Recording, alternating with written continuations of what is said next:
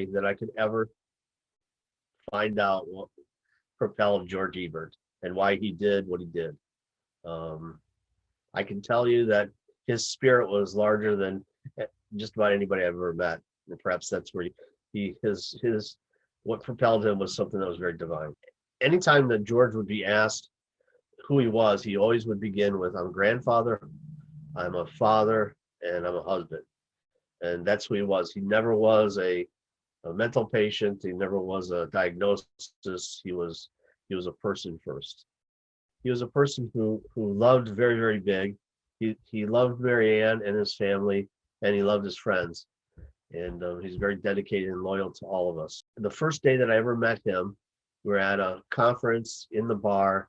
I had been introduced by Elaine Levin, who was one of the directors, second in command at the Empowerment Center. And she said, I had to meet George Ebert, and I did. And he and I sat on the floor at a round table at this bar and talked. And I had been going through an extremely difficult time at the time. And he just listened to me. And I talked to him about cigars, that cigars were helping me immensely. And I told him about the ash on a cigar. If it's a good cigar, it'll burn all the way through without ashing off the cigar. And by the time we're done with the conversation, he had started calling me Ashes. And we really hit it off and really enjoyed each other's company. And like conferences, you leave and you never think of the person again, never think that you may see him again. And I got a letter in the mail that had inside it was a Calvin and Hobbes cartoon strip. And here it is, Calvin explaining to Hobbes how you can tell a good cigar from a bad cigar. And that is the ash will burn all the way through the cigar. And by the final frame, Hobbes is calling Calvin Ashes. And that was what George had been calling me at the conference. And then at the bottom of the envelope were 1 million tobacco seeds. George had allowed me to go on and feel as if I'm the expert. During that conversation, he would tell me, how do you know so much about cigars?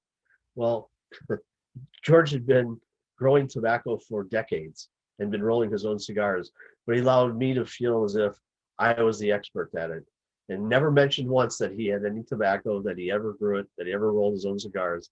And here it is, he's given me 1 million seeds to grow my own. And to this day in Yonkers, New York, there are George Ebert tobacco plants in the backyard of 68 New Avenue. And George, when he was at meetings with people, he had a habit of closing his eyes and just sitting there still. And many people thought, well, he just wasn't paying attention so on. And what it was is George was absorbing things that were going on at the meeting. About 3/4 of the way through a meeting, he would speak up, and you would see his hands sort of like putting puzzles together. And then he would say some incredible words of wisdom that everyone in the meeting would look at each other and go, oh yeah, well, that's where we wanted to go to. Yeah, that's it. That's the conclusion we wanted to make. And the meeting would be over. And it was George's wisdom that kind of sealed the deal with everybody. He was so respected and so loved.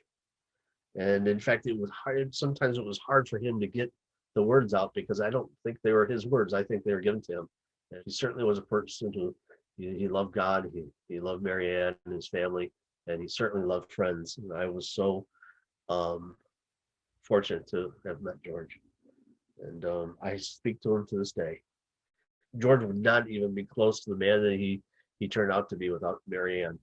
They met when they were very young. His parents had died, and his sister adopted him.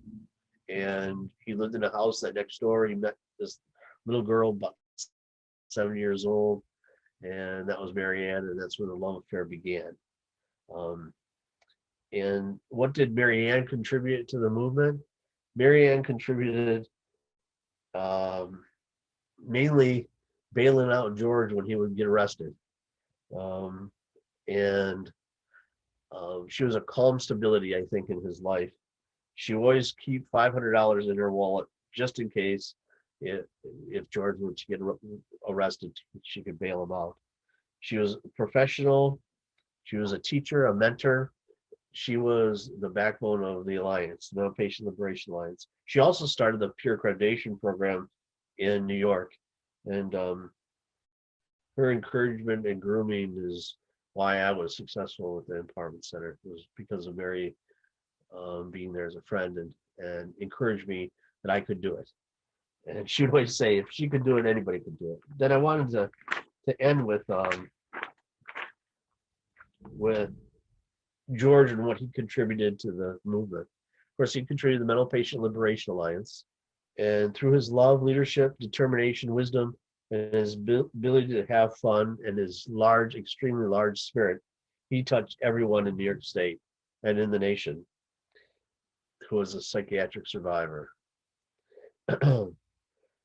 His encouragement to challenge people was never ending. And one day, the last day that I was at their house, I decided I was going to try to cross that pond. And I mean, their house was just like no other. You drove in, and he had beanstalks going from the ground to the second floor, and it was all lit up. Just a beautiful display when you drove in. The second floor were mainly sliding glass doors, so when you sat in the second floor, it felt like you were in the treehouse.